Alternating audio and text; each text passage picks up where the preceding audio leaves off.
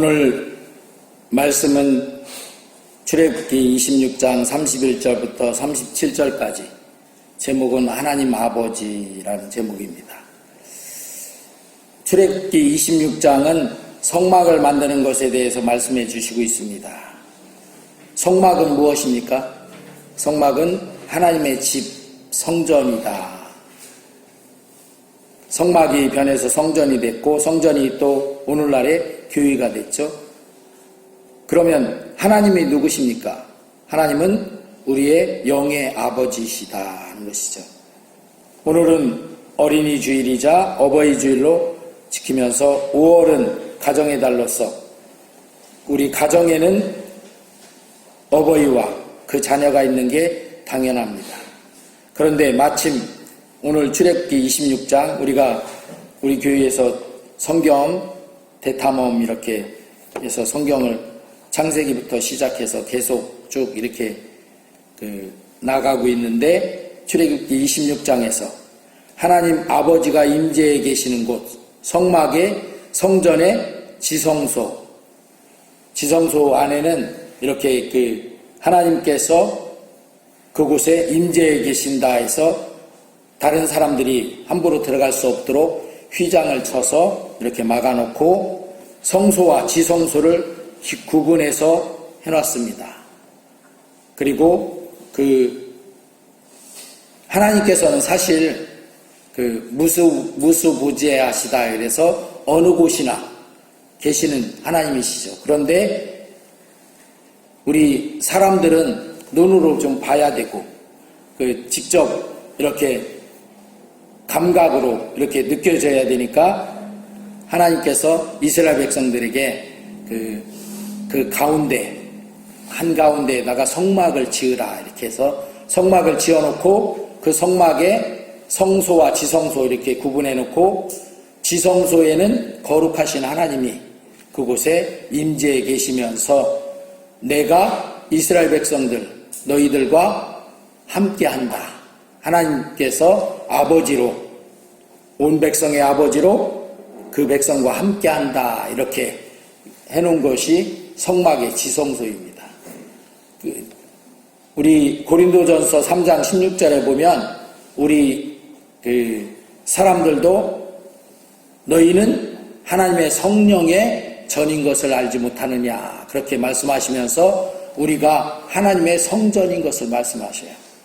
그렇다면 우리가 하나님의 성전이라면 성전은 지성소와 성소가 있어요. 그래서 우리 마음속에 지성소가 있고 성소가 있고 그러면 그 지성소에는 누가 임재해 계시냐면 하나님 아버지께서 임재해 계시는 곳이다. 그래서 우리는 우리 지성소와 같은 마음속에 마음 중심에 하나님 아버지를 모시고 사는 그런 성전된 사람들이다 하는 것이죠. 그래서 오늘 이 말씀을 통해서 오늘 어버이 주일이고 어린이 주일이고 그러니까 우리 지성소에 우리 마음 한가운데 지성소에 임재해 계시는 하나님 아버지와 그리고 우리 육신의 부모님 그리고 우리 자녀들에 대해서 생각해 보고자 합니다. 첫 번째는 하나님 아버지 무한하신 사랑에 우리가 감사해야 된다 하는 것이죠. 우리가 가장 먼저 감사해야 할 분은 바로 하나님 아버지이십니다.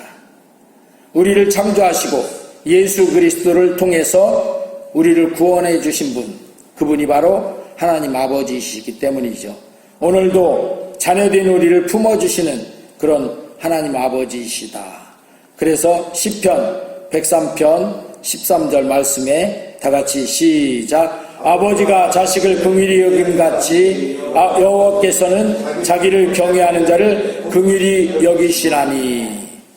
그러니까 우리 하나님은 우리가 실수해도 다시 일어날 수 있도록 기회를 주시는 분이십니다. 또 육신의 부모가 자녀를 사랑하듯 아니 그보다도 더 깊고 넓은 사랑으로 우리를 감싸주시는 분이 바로 이 영의 아버지이신 하나님 아버지이시다 하는 것이죠. 그래서 이 하나님께, 이 하나님 아버지께 우리 믿음의 자녀된 우리 성도들이 감사를 드려야 된다 하는 것이죠. 1년 365일 매일 감사해야 되는 건 마땅하지만 특별히 어버이 주일에 더욱더 이렇게 우리가 돌아볼 수 있는 것이죠. 하나님께 아버지 된 하나님 아버지 앞에 감사해야 된다 하는 것입니다. 또 두 번째로 우리는 육신의 부모님께 공경과 사랑을 표현하면서 살아가야 된다 하는 것이죠. 하나님은 가정을 통해서 부모와 자녀를 묶어주셨습니다.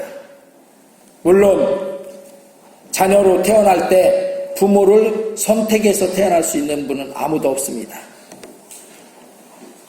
그런데 하나님께서는 그 부모를 하나님의 대리자 역할로 자녀를 양육하고 사랑하는 그런 사명을 주셨어요. 그런 사명 가지고 자녀를 길러주시고 자신의 희생을 통해서 양육하신 것이 바로 우리 부모님들이신 것이죠. 그래서 자녀된 우리는 부모님께 감사와 공경을 드려야 마땅하다 하는 것입니다. 에베소서 6장 1절부터 3절에 그 말씀을 하고 있습니다. 같이 압독합니다. 시작. 자녀들아 주 안에서 너희 부모에게 순종하라. 이것이 옳으니라. 네 아버지와 어머니를 공경하라. 이것은 약속이 있는 첫 계명이니 이로써 네가 잘되고 땅에서 장수하리라.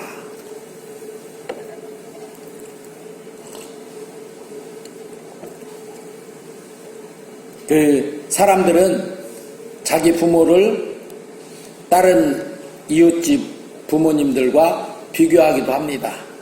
그래서 우리 부모님은 왜 저 이웃집 누구 아버지보다 또는 어머니보다 왜 못하는 거야?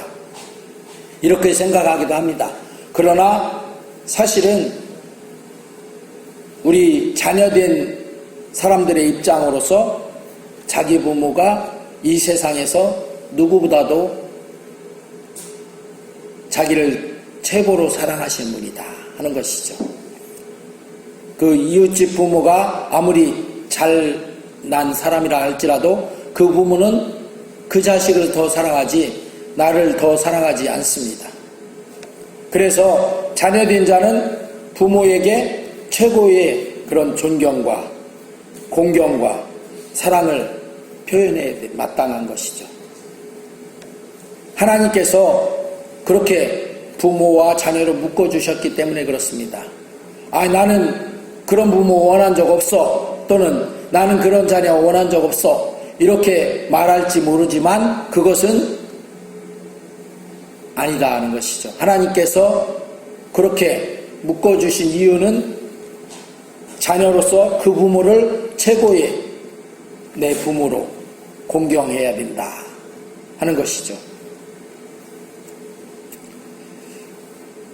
그래서 하나님께서 10계명 중에도 그 1에서 4계명까지는 하나님 아버지께 대한 그런 계명이고 5에서 10계명은 세상 사람들과의 관계 그런 속에서 계명인데 그 중에서 5계명이 뭐예요? 내 부모를 공경하라입니다.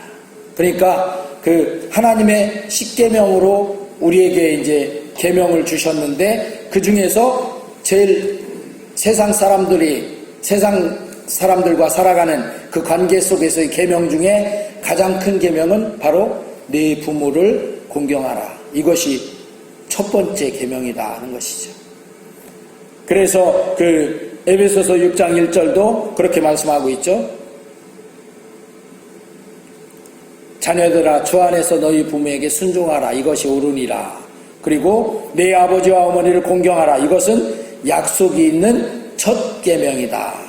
그 첫 계명이라는 뜻이 바로 10계명 중에 하나님께서 우리에게 주신 첫 번째 계명이다. 이렇게 말씀하시는 것입니다.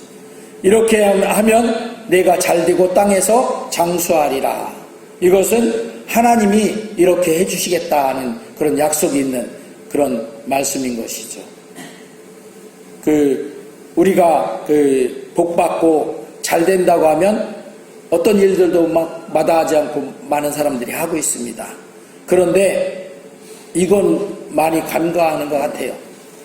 사실 하나님께서 성경 중에 이렇게 하나님의 말씀 중에 딱 이렇게 기록해서 약속으로 딱 이건 하나님 아버지께서도 우리가 이렇게 해서 하나님의 말씀이 이렇게 돼 있어서 내가 이렇게 했습니다. 그러니까 내게 하나님이 약속하신 대로 해주셔야 됩니다. 라고 이렇게 할 수 있는 그런 말씀으로 기록해서 우리에게 주신 계명인 것이죠. 그래서 하나님의 말씀에 따라서 부모를 공경하는 사람은 땅에서 잘 되고 그리고 장수하는 그런 축복을 받게 되는 것이죠. 이건 하나님이 주신 계명이에요. 하나님이 약속하신 것이다 하는 것이죠. 부모님은 우리의 첫 번째 스승입니다. 우리 사랑을 보여주신 그런 분들이시죠. 우리가 다닐 때 어릴 때에는 우리 처음에 태어나서 아기일 때는 부모님의 돌보심이 없다면 살아날 수 없어요. 우리가 이렇게 장성하고 할 수 있었던 것은 부모님이 돌봐주셔서 그렇게 됐다 하는 것이죠. 그리고 삶의 길을 부모님을 통해서 배우고 또 그 사랑에 우리가 감사하며 공경의 마음을 우리의 행동으로 나타내면서 살아가야 될 줄로 믿습니다. 아까 잠깐 영상을 봤는데 거기에서도 딸이 엄마에게 그렇게 우리는 너무 이제 엄마와 딸, 엄마와 아들 또는 아버지와 아들, 아버지와 딸 이 사이는 정말 스스럼이 없는 그런 사이라서 좀 그냥 이렇게 지나치게 행할 때가 있다 하는 것이죠. 그 영상에도 보았듯이 엄마는 왜 와서 나를 그렇게 간섭하고 그러냐. 내가 어려서부터 그 간섭이 싫어서 지금 좀 이제 독립해서 살고 있는데 와서 또 뭐 이렇게 치우고 살아라 어쩌라 그런다고까지 하면서 그런데 그게 이제 자녀 입장에서 엄마를 존중하지 않거나 그렇게 해서 그런 것은 아니라고 생각됩니다. 그러나 너무 스스럼 없고 그런 관계이기 때문에 생각지도 않게 그냥 이렇게 하는 경우들이 많죠. 그럼에도 불구하고 우리는 이 어버이 주일에 그것을 한번 돌아봐야 될 줄로 믿습니다. 내가 정말로 사랑하고 존경하고 정말 감사한 그 부모님께 어떻게 했는가? 아니면 어떻게 하고 있는가? 진짜 속마음은 정말 사랑하고 존경하고 하면서도 겉으로는 너무 스스럼 없는 관계라고 그렇게 아까 영상처럼 틱틱하고 이렇게 하진 않았는가? 이런 생각들을 해볼 수가 있는 것이죠. 그래서 우리는 아마 1년에 한 차례 어버이 주일, 어버이날 이런 날들을 정해서 그것을 돌아보라고 우리에게 그렇게 정해져 있는 것이 아닌가 생각되기도 합니다. 우리는 그 부모님의 그 사랑에 감사하고 공경의 마음을 행동으로 나타내야 하는 것이죠. 말 한마디, 전화 한 통, 기도 한 줄이 부모님께 큰 위로가 되는 것을 우리가 생각해야 될 줄로 믿습니다. 그렇게 생각해요. 우리 한국 사람들은 내가 표현 안 해도 그냥 얼굴만 보면 내가 그렇게 생각하는 거 알지 뭐. 우리 엄마가 내가 엄마 사랑하는 거 알지 뭐. 그런데 그것보다는 표현을 하는 게 나은 거죠. 엄마 사랑해요 하고 실제로 표현을 하고. 근데 그 표현이 또 너무 그냥 통속적인, 아까 보았듯이 어버이날 꽃을 만들어서 의뢰의 엄마 사랑해요 이렇게 하고 주는 그 정도로 그냥 다 했다 이렇게 하는 것이 아니라 부모님께 진정으로 그렇게 말 한마디, 전화 한 통, 또 부모님을 위해서 진짜로 하나님 앞에 기도하는 것. 그것이 부모님께는 큰 힘이 되고 위로가 된다는 것이죠. 그 전에 한참 그런 동요가 있었어요. 아빠 힘내세요. 우리가 있잖아요. 그죠? 어린아이들이 아빠한테, 아빠가 힘든 거 아니까 직장 가서 힘들게 일하고 또 여러 사람들과 부딪히면서 이렇게 하는 그 가운데서 아빠가 힘드니까 어린 자녀들이 아빠 힘내세요. 우리가 있잖아요. 이렇게 했던 동요가 한참 아버지들에게 힘을 주었던 것을 볼 수가 있습니다. 이렇게 작은 것이라도 부모님께 위로가 되고 힘이 될 수 있다 하는 것이죠. 그래서 우리는 육신의 부모님께 공경과 사랑을 표현해야 된다는 것이죠. 또 세 번째는 자녀는 하나님의 선물로 사랑으로 양육하라고 우리에게 주신 것이다 하는 것이죠. 하나님은 자녀를 가정에 맡기시면서 부모에게 양육의 책임을 주셨습니다. 자녀는 단순히 우리 후손이 아니라 하나님의 유산인 것입니다. 그래서 시편